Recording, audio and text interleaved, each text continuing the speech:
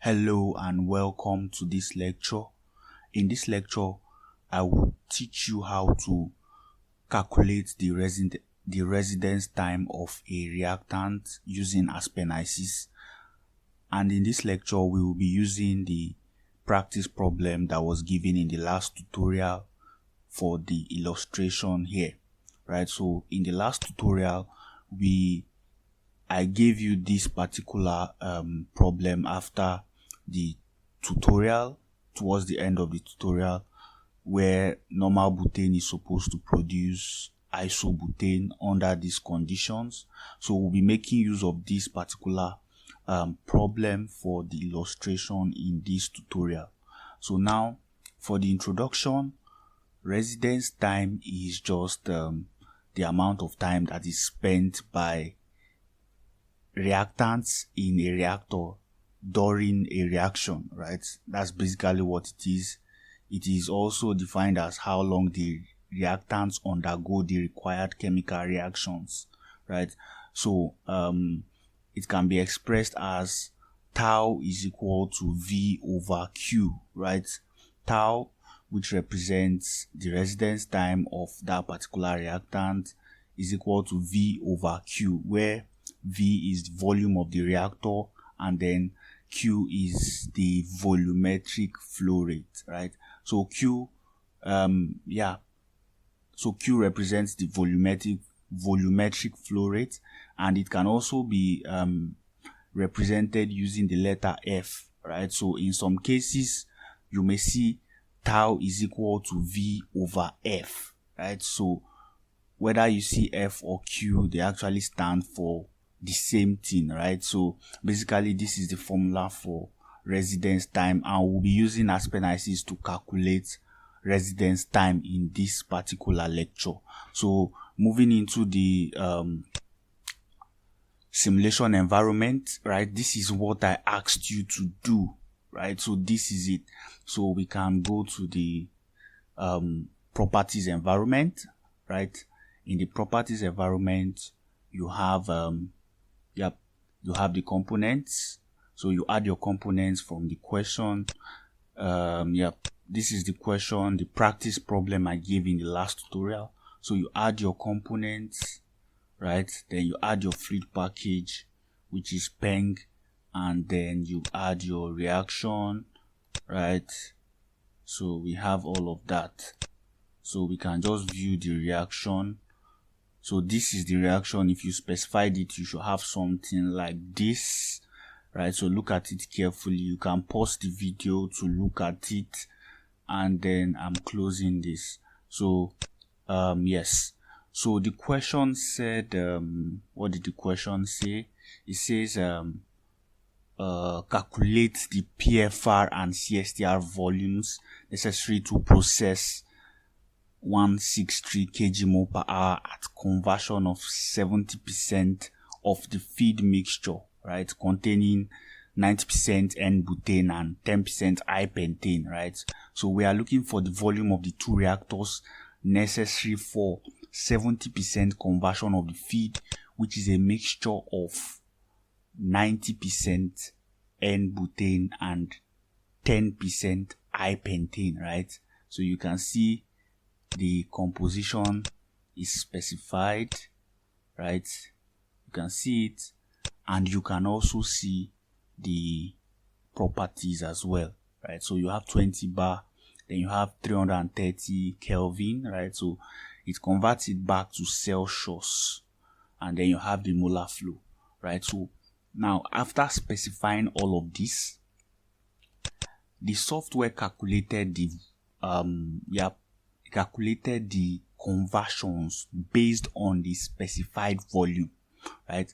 So the question had a volume of 2.6 meter cube, right? This was the initial volume. So at 2.6 meter cube, the CSTR conversion is 41.9% at 2.6 meter cube, right? You can see it here, 2.6, right? So the same thing for the PFR at 2.6 meter cube, you have a conversion of 67.17, right? But in the question, we are looking for 70%, right? 70%, yes. So we are looking for 70% conversion of N-butane. So let's go back up a little. So we are looking for 70% conversion of N-butane, right? So both of them are not up to 70%.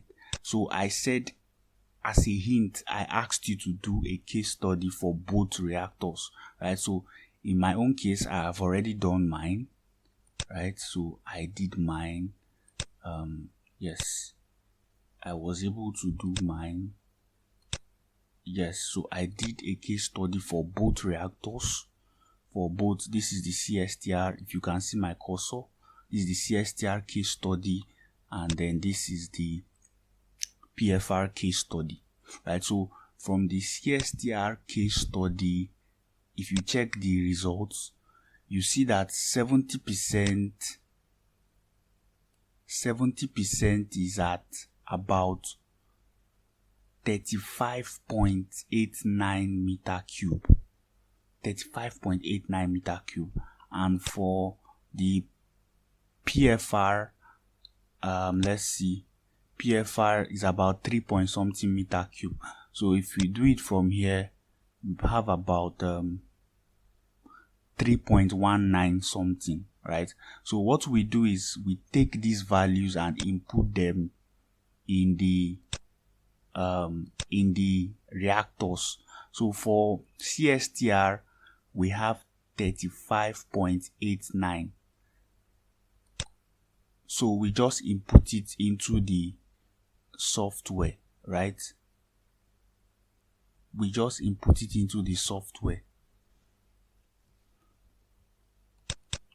For CSTR, it's 35.89. So we change the value of the volume.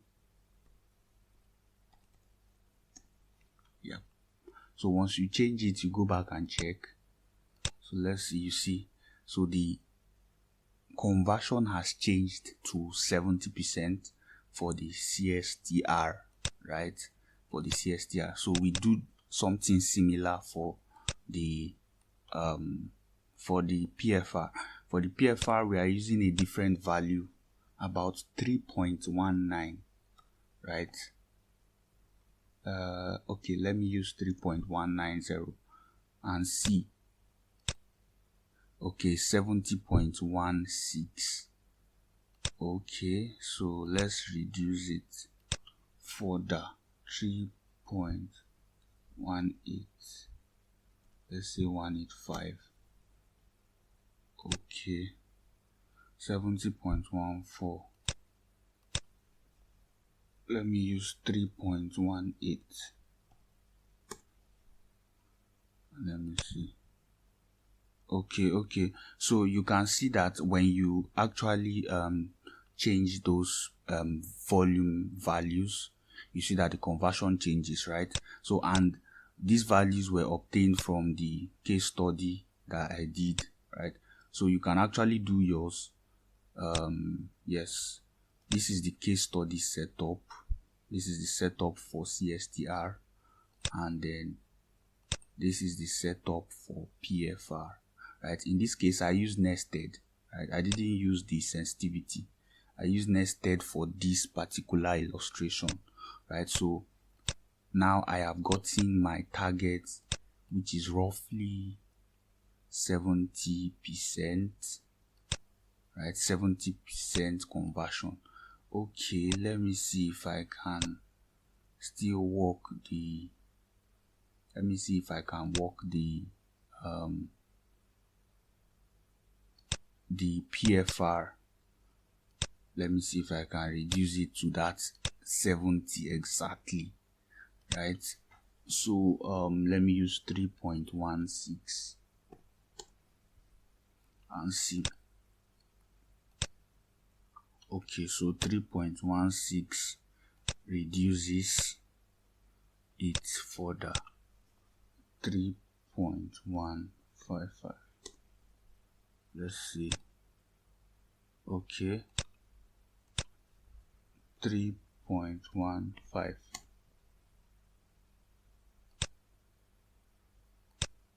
Okay, 3.14.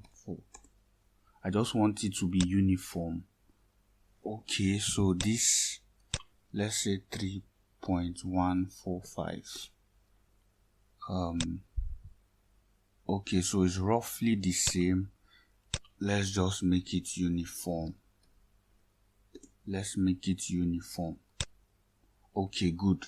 So now we have achieved 70% conversion, and we were able to do that by the guidance of our case study plots, right? So the case study plot helps us to optimize the process conditions. So now we want to calculate residence time. That is the essence of this tutorial, to calculate residence time. So now, in order to calculate residence time, we can use a feature in the software called the workbook, or let me see. Okay, it's called the spreadsheet, right? So you can find it in the model palette, right?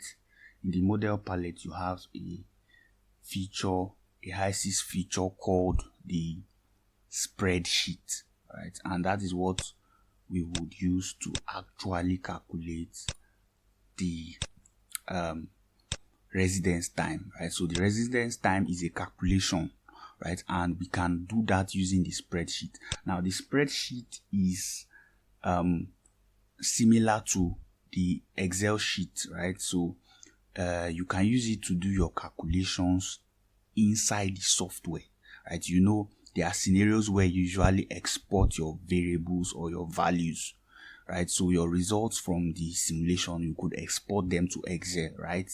But in this case, you can actually do some of the analysis within the software using this spreadsheet, and it works similar to how Excel works as well, right? So it's the way you specify your functions in Excel, you can also specify them here in the spreadsheet as well in a similar manner, right? So we'll be learning how to use the spreadsheet as well in the course of this particular illustration, right? So we can probably name this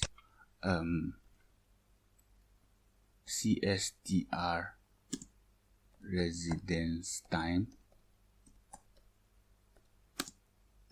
right? Just to rename it, residence time. Yes, CSTR residence time, and PFR residence time.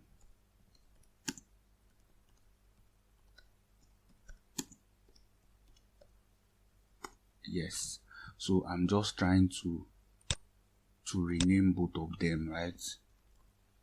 So I just renamed both of them. So after renaming, yes, we can now calculate. So from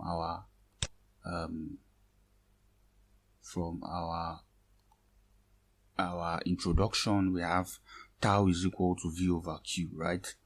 And in this case, V is in hours, right? The unit of V is in hours, right? And then you have your volumetric flow rate as meter cube per hour, then volume is in meter cube. Now the time unit is based on the unit of the flow rate, right? So if your flow rate is in meter per seconds, then your time will be in seconds. Your flow rate is in meters per minute, your time will be in minutes. So it depends on the time unit of your volumetric flow rate, right? The residence time unit depends on the time unit of your volumetric flow rate. And you also know that you can easily convert from one time unit to another. So you can convert from hour to second, from second to hour, from second to minute, etc. Right? You can convert depending on what you are looking for, right? So basically that's how it works.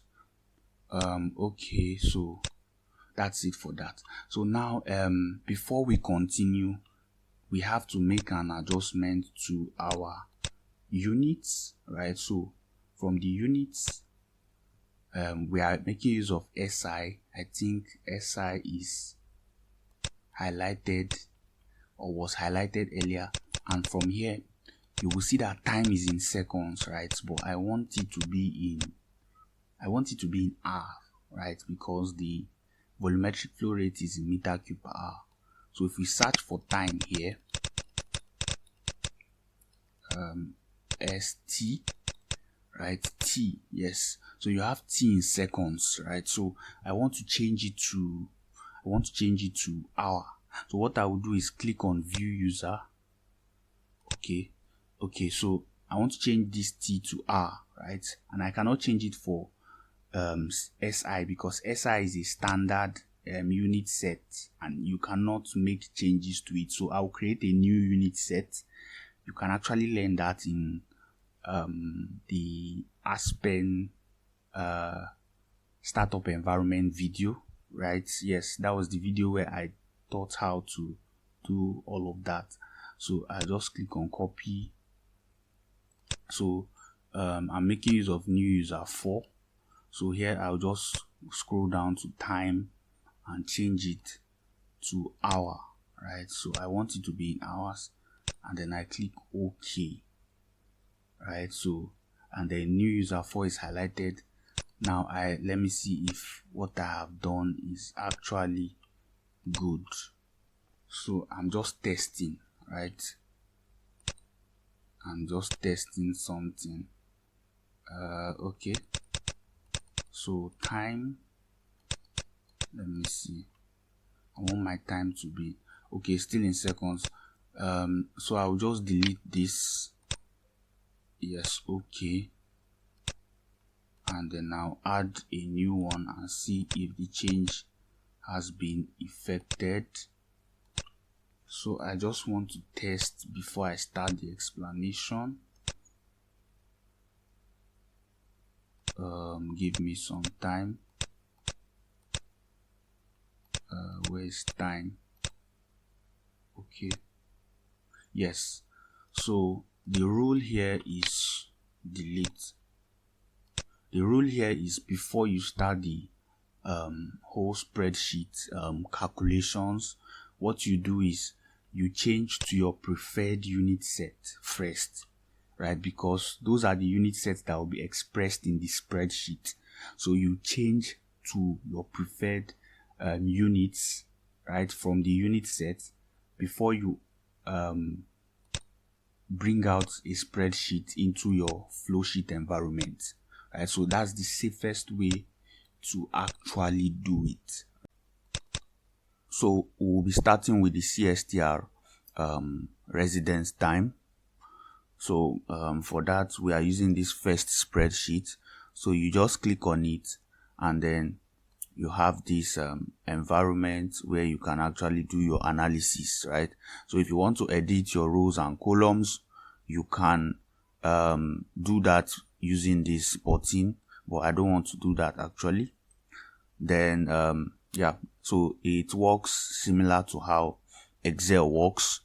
So you can actually do your calculations, writing your functions in this workspace. So the first thing I did was to type in the variable names. So I just typed them in, right? I just typed them in: reactor volume, flow rate, and residence time, right? So the second thing is to import these variables into the workspace or the worksheet, right? So for that, what you need to do is you right click on a box, right? For reactor volume, you right click on the box where you want to import it into. Then this form comes out and you will see import variables, right? So you click on import variables, and we are working with the CSTR. So we click on CSTR and we look for volume, right? So in this case, we'll be using tank volume, right? Tank volume. So this is tank volume, and you click on it and we are good, right? So this is tank volume, and you will notice that this is the value we inputted initially after the case study, right? After the case study we inputted this value into CSTR. Then we have flow rate. So in this case, we are making use of the flow rate of the reactant, right? The flow rate of the reactant, the volumetric flow rate of the reactant, because the residence time is with respect to the reactant in this case. So for that, we are using leak, and under leak we are using master component volume flow. Master component volume flow. So let's look for that. see it here, master component of N-butane, because N-butane is the reactant, N-butane.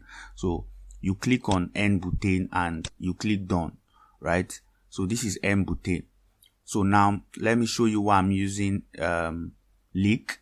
So from here, okay, let me erase this. From here, leak is the outlet of the CSTR, right? And the residence time is with respect to the outlet of the reactor, right? And then the reactant as well. So we are using the volume of the reactant in the outlet, right? That's why I'm using leak. I use leak. I imported this value from leak, the leak stream, right? So now let me show you so that you can understand it better. So you see from the worksheet of this CSTR, you see that vapor has no values.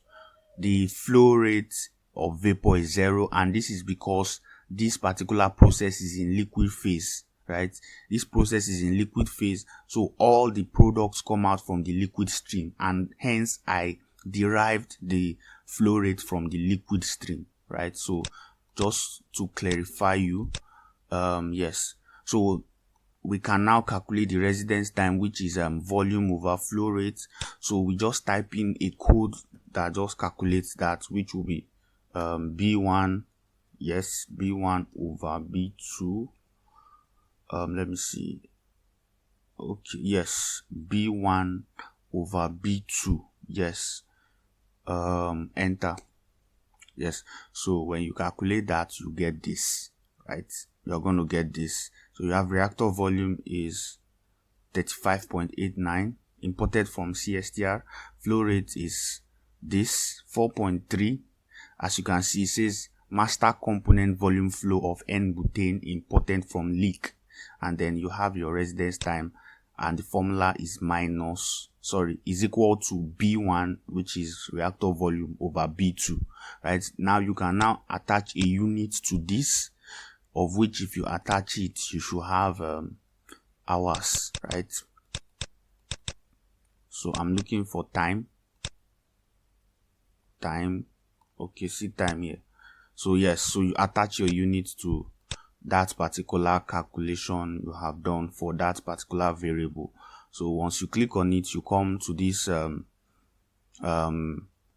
drop down here, and you look for the appropriate unit, right? If it's a dimensionless property, you can use unitless. For example, when you are calculating efficiency, you can use unitless for dimensionless properties, right? Maybe like I think bed voidage.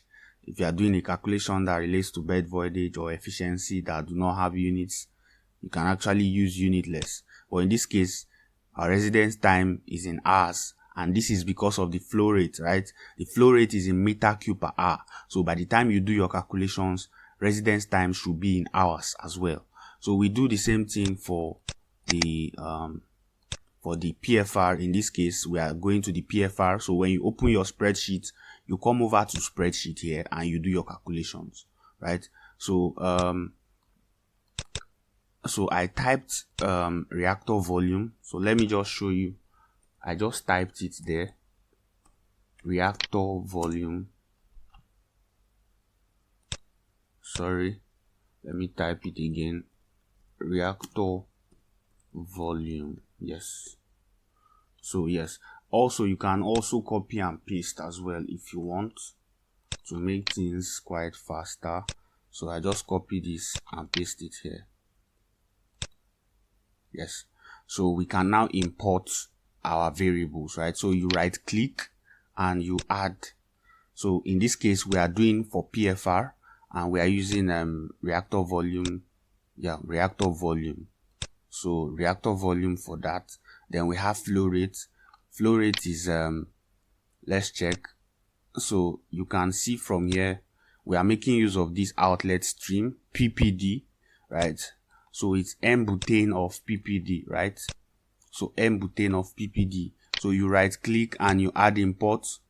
You click on PPD and you go to master component volume flow again, so that you can actually get it for PPD. So yes, so this is master component volume flow. Volume flow. Let me remove this one. Volume flow N-butane. N-butane is the reactant, right? So, and the residence time is with respect to the reactant. So we just put it here, then we click done, right? So you see, yeah, so this is the value here, 4.3855 meter cube per hour. So we do that, and then we now do our calculations just like in the CSTR, just similar to the CSTR. So it's equal to B1, yeah, B1 over B2, right? B1 over B2. Yes, B1 over B2. So basically this is the value for 0.7167, right? So by the time you do B1 over B2, you get this value here, 0.7167, and the value is in hours too, right? Because it has to do with time. Yes. So you see, this is the residence time for the PFR. So I can change the names of these spreadsheets, right?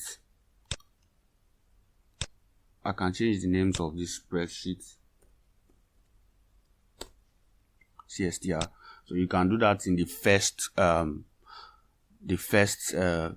section, the first tab in the spreadsheet. You can change the name of the spreadsheet, so just for identification. So these are the values we have. So we have 8.183 hours for CSTR, and for PFR we have 0.7167, right?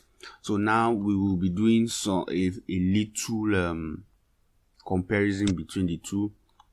So what I want to bring out now is the form, right? I want to bring out the form of both reactors, right? So these are the two reactors we have. Let me see. So I just want to do a little comparison. Yes. So you see that from here we see that both reactors are at 70% conversion, right? Both of them are at 70% conversion. The difference between two of them is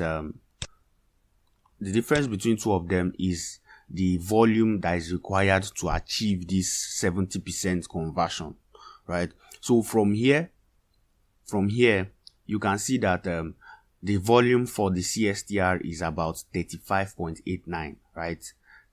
If you can see my cursor, 35.89, while the volume required to achieve 70% conversion for the PFR is about 3.143, right? So you see that is the difference between two of them, and these values of volume actually affect the residence time, right? So because the volume of CSTR is much, right, is greater in value, you see that it affects the residence time such that the residence time is actually 8.183 hours, right? So it takes 8.183 hours to actually achieve 70% conversion of N-butane, right?